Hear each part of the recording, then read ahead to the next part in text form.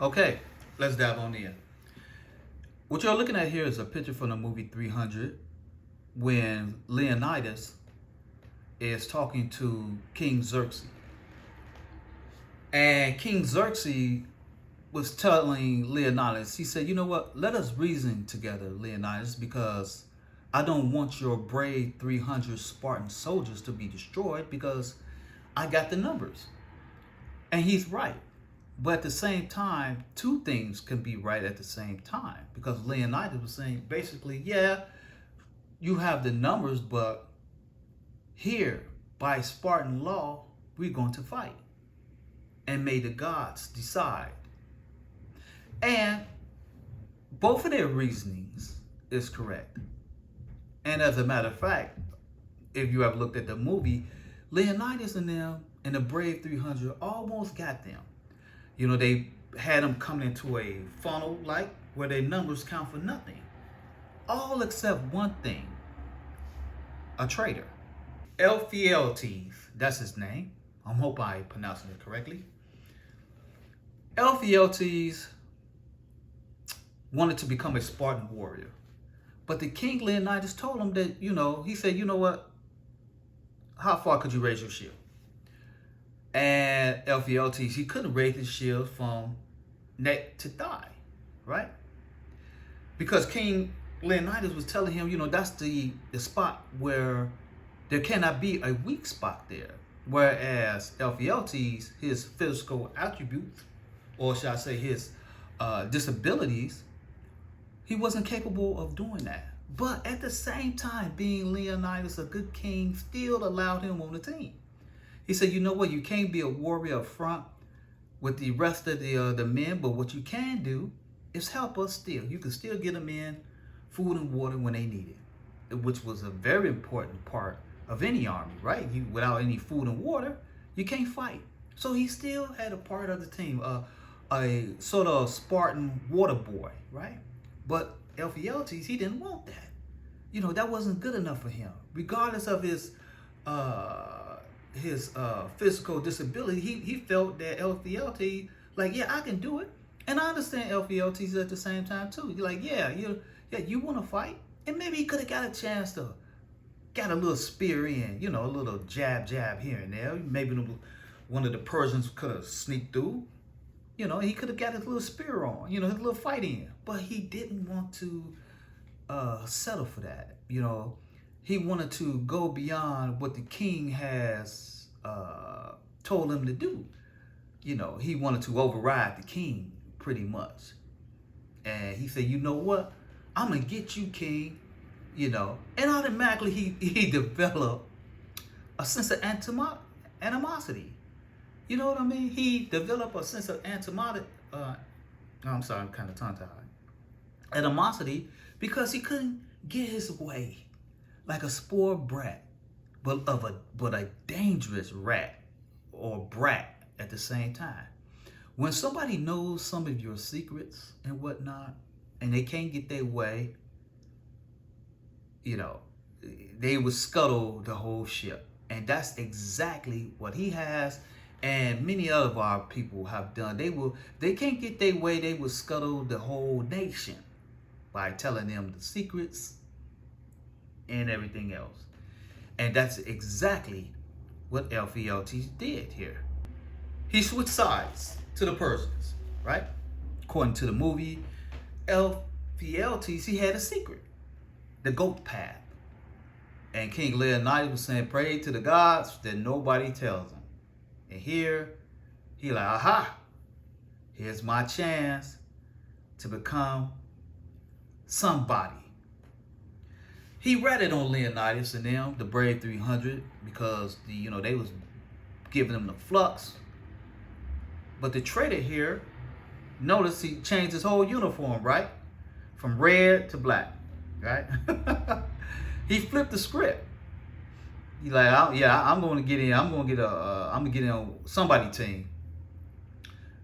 And here, Leonidas is talking to Ephialtes, and Ephialtes is going to say this. He said, at this particular screenshot you're looking at, he said, "Come on, Leonidas, let us reason together." So in other words, he said, "Look, you defeated. You know, and he basically regurgitated the same thing what Xerxes said.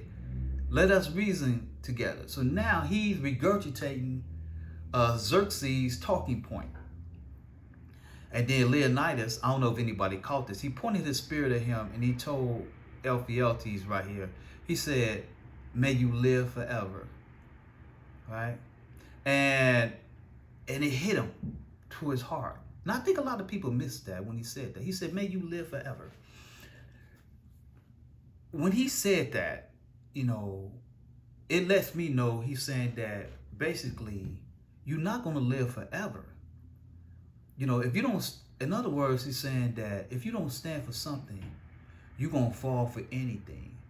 And his name, Ephialtes, is going to fall as one of the worst traitors in Spartan history, right? He don't stand for nothing, but his name, right, is going to stand for nothing as well. It's going to be infamous as a traitor for thousands of years, right? Even today that we talks about it. Now, whether the story is true, I haven't done really the historical aspects of it, but the story is true. Whether his traitorous behavior is true, that is another story to be looked into. But the lesson here is that when you can't have it your way, he scuttled the whole ship. And that's what a lot of us do. Sometimes you got to ask yourself, like, what is that? When I can't get my way or whatnot, and if I know something about you, that I will destroy you. But at the same time, Leonidas was like, I'm trying to help you. You know, and that brings me to my story, or should I say my lesson right now, okay? You all seen this symbol before on ambulance or hospitals, whatnot. It's a snake around a pole. I have done this lesson before, but I'm going to go into it just a little bit, but not too much here, and show you where the symbol came about, what it represents, and how some people just basically turn it into something that, to be honest with you, I'm not quite sure why they did that, because it makes no sense. First is this, and now it's that, right? First is this, and now is that, right? Why do they do that? Why do our people do that there, you know? And let me just go into the story, because I don't want to go too much, because I'll start going in left field here, right? So we're going to talk about this symbol right here. Let me just show you where it came from and how it all fits in with Leonidas and Xerxes and the traitor Ephialtes, how it all comes about. All right, here we go. Okay, here we go. Now, we all heard the story or read the story about Moses, how Pharaoh made a decree to kill all the Hebrew sons, right? You know, so throughout the process of time, you know, Moses grew up, and he grew up in Egypt as Pharaoh's adopted son, pretty much, right? So we must realize that during this time, Moses grew up. He was learning all the Egyptian ways, their culture, and their mannerisms, and all type of things, right? But Moses never lost his way, right? He never lost his way on seeing his people and their plight and their destruction, right? So at this particular time, Moses saw an Egyptian beat down or pretty much kill one of his Hebrew brethren, and Moses took vengeance and he buried the man down in the dirt. Now, unbeknownst to him, somebody saw him. His fellow Hebrew brothers saw him, and they was fighting, and Moses said, hey, why don't y'all just stop that? You know, once you guys get yourself together, just like the Egyptians, because I believe Moses is trying to get his people in order because he's tired of seeing them fight among themselves. So here it is that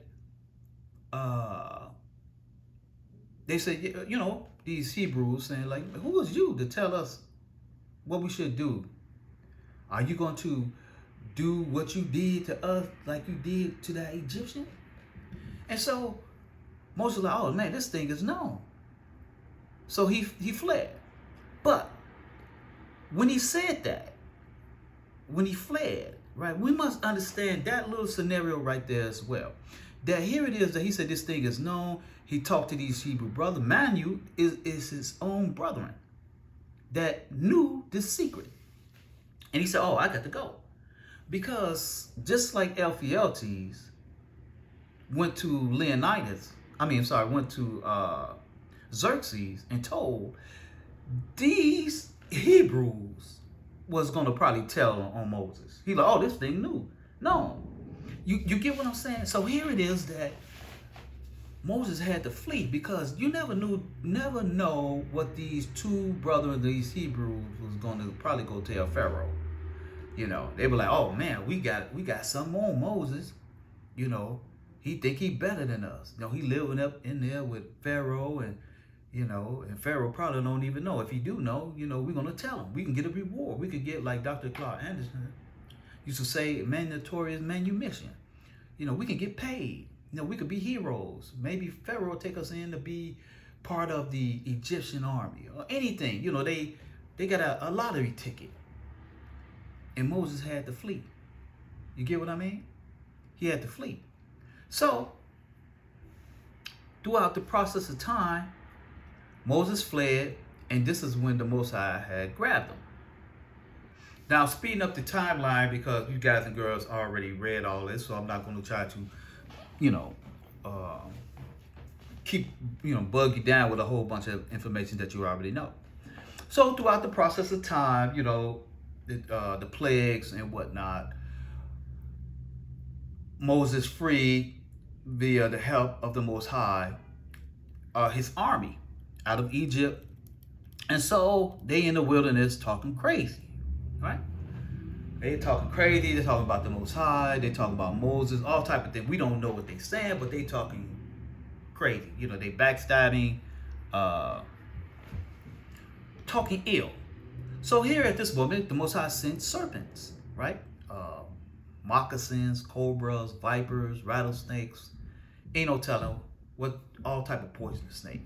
So the Father got the snakes to bite them. All the ones who was backbiting the Most High and Moses, right? Because the Most High got his ear to the ground. I mean, he got his whole army. All of this is his army: snakes, birds, insects, and whatnot. He have this natural army, and he have this human army that he released out of Egypt. See, this is the power of the Most High that a lot of people are maybe seem to escape them. But all these animals are of his control, right?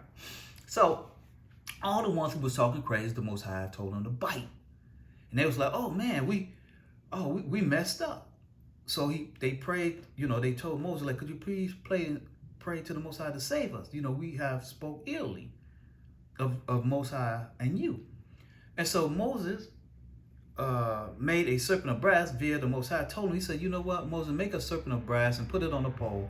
And it came to pass that if a serpent had bitten any man, when he beheld the snake of brass, he lived, right? So here, I want you guys and girls to understand what I am about to say, because all of it is very important. Moses made this serpent via the commandments of the Most High. And he told him that all these men who have been bitten to look upon it, you shall be healed. Now, two things are right at the same time. The Most High, one, had mercy. Just like King Leonidas had mercy on this Ephialtes. He said, look, you can't become part of the army, but you could be the water boy. Here, the Most High is having mercy on these traitorous people, but they've been marked. You know, he didn't kill them, but he marked them. because he told them that all the ones who have been bitten, you look upon this snake, because this is you. You are a backbiting, venomous, double-talking, traitorous snake. This is your God. When you see this snake, knowing that it's you or who you are, and this snake is, is really symbolic of who you are, and you're going to be saved by this. I'm saving you, but at the same time, I am banishing you because you are a snake. You're a backbiter, right? So two things is right at the same time. That is very important, right? Now, as you can see how this scenario is taking place, this is nothing good, right? I'm sorry to keep saying right, but I'm trying to, as they say, I'm trying to get the sticking point in. This is nothing good. All of this is bad. But at the same time, the Most High has mercy. He given mercy upon these traitors people, saying, you know what? You still is going to live, because the Most High is making a point here. But you have been marked. You have been identified. For those who look upon that serpent, and that serpent upon that pole to be healed, yeah, you are going to be healed, but you are marked by me, by the Most High, and by the nation of true Israel. You understand what I mean? The Father is merciful, but at the same time, you have been identified. Now, I said that to say this because I'm about to show you a very important point within this so-called New Testament here. Right? Here you have John 3:14. As Moses was lifted up in the serpent of wilderness, even though the Son of Man must be lifted up. Now, I have to be completely honest with you. I do have they say the church fathers wrote the New Testament and everything. But that's neither here nor there, right? I want you to focus on the scenario. The scenario on how they try to inflate what has happened in the wilderness when Moses made that serpent to this point right here, right? Excuse me, hold on, you got an ambulance coming, hold on. How ironic. I hope you guys can hear the ambulance because we're still talking about this symbol. This symbol right here, right? How ironic is that, right? Now, hold on, let me jump back here. Okay, here. Now, we have John 3:14 saying what Moses is, I'm sorry, let me, I take that back. Here we have this Christian monk saying, as Moses was lifted up by the serpent in the wilderness, even so much the Son of Man be lifted up. So he put himself in the same shoe of this snake on a pole of Moses, right? All of that together, he embellishing himself, saying, as Moses lifted up the serpent, even though the Son of Man must be lifted up. This metaphorical, symbolic translation is nothing good. But they are writing this in this New Testament, John 3:14, as something good. The scenario was that when the Most High told Moses to lift that snake up on this pole, this brass snake, and those who look upon it shall be healed, they've been marked as traitors and so on and so forth. Here, the same scenario is saying that this JC Christian monk saying that I too must be lifted up. So those who looked upon me shall be saved. Wow. Now you guys and girls will get it? Is it clicking upstairs? Right? It's clicking, isn't it? I hope so. I know it's clicking. I can feel you guys. The gears is going. The spider webs is, beautiful, isn't it? That he uses this same scenario as something good. the writers of this book, or should I say JC? Because they say the red letters is his words, right? This is nothing good. This been marked. You have been identified.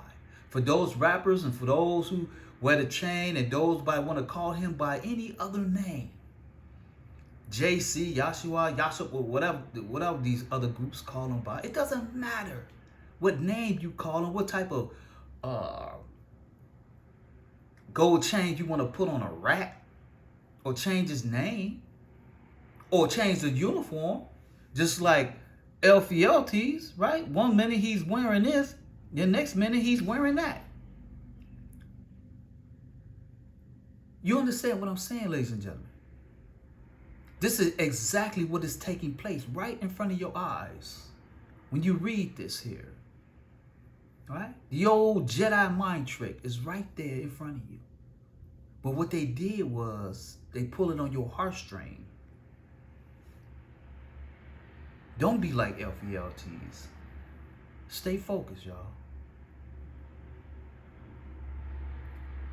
Let us not reason together, but here, by the most high law, we stand and we fight.